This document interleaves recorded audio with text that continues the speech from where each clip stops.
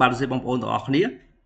ថ្ងៃនេះក្រុមហ៊ុនភ្នំពេញ HR នឹងចែករំលែកចំណេះដឹងបាទពាក់ព័ន្ធនឹងស្តង់ដារគណនេយ្យដែលយើងឲ្យឈ្មោះថា investment property បាទទ្រព្យសម្បត្តិវិនិយោគនៅក្នុងវីដេអូនេះខ្ញុំនឹងបញ្យល់អំពីភាពខុសគ្នារវាងស្តង់ដារគណនេយ្យ full IFRS បាទដែលយើងឲ្យឈ្មោះថាស្តង់ដារគណនេយ្យពេញលេញហើយនឹងស្តង់ដារគណនេយ្យសម្រាប់សហគ្រាសធុនតូចនិងមធ្យមដែលយើងឲ្យឈ្មោះថា SME បាទនៅក្នុងស្តង់ដារគណនេយ្យ full IFRS ស្តង់ដារលេខ40បាទ IS លេខ40នេះតើតងទៅលើ investment property បាទខ្ញុំរំលឹកខ្លីបន្តិច investment property នេះគឺមានន័យថាជាដីឬក៏ជាអគារបាទដែលយើងទុកសម្រាប់ជួលឲ្យគេឬក៏សម្រាប់ឡើងថ្លៃណាបាទអញ្ចឹងនៅក្នុងស្តង់ដារលេខ40នៅពេលដែលយើងបិទបញ្ជីគណនេយ្យចុងឆ្នាំបាទមានន័យថានៅពេលដែលយើងរៀបចំរបាយការណ៍អញ្ថុបាទដែលយើងបង្ហាញ investment property នៅក្នុងរបាយការណ៍ balance sheet ស្តង់ដារគណនេយ្យឲ្យយើងមានជំរើសបាទឲ្យឆយណាបាទមានជំរើស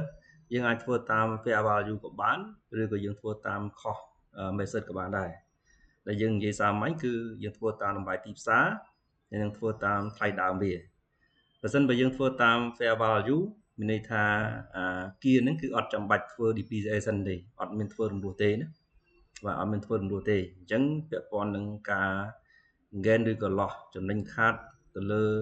ការប្រែប្រួលតម្លៃ property ហ្នឹងគឺយើង recognize វាជាប្រភេទ income បាទឬក៏ជា expense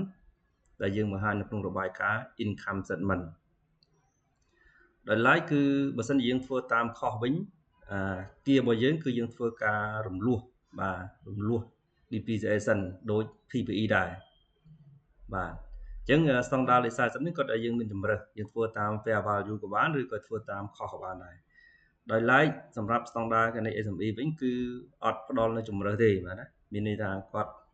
ឲ្យជា requirement បាទជាតម្រូវការតម្ដង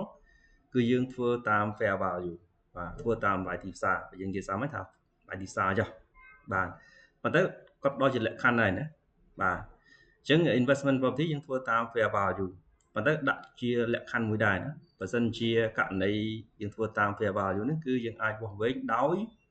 បាទដោយគ្មានការចំណាយឬក៏គិតឬក៏ការខិតខំប្រឹងប្រែងហួសហេតុពេកជួនកាលយើងព្យាយាមវាតម្លៃតាម fair value ប៉ុន្តែយើងចំណាយពេលវេលាច្រើនខ្លាំងពេកយើងចំណាយលុយចំណាយធនធានខ្លាំងពេកដូច្នេះស្តង់ដារគណនេយ្យ SME ក៏ដាក់លក្ខខណ្ឌយើងដែរណាយើងអាចធ្វើតាម cost បានប៉ុន្តែគ្រាន់តែ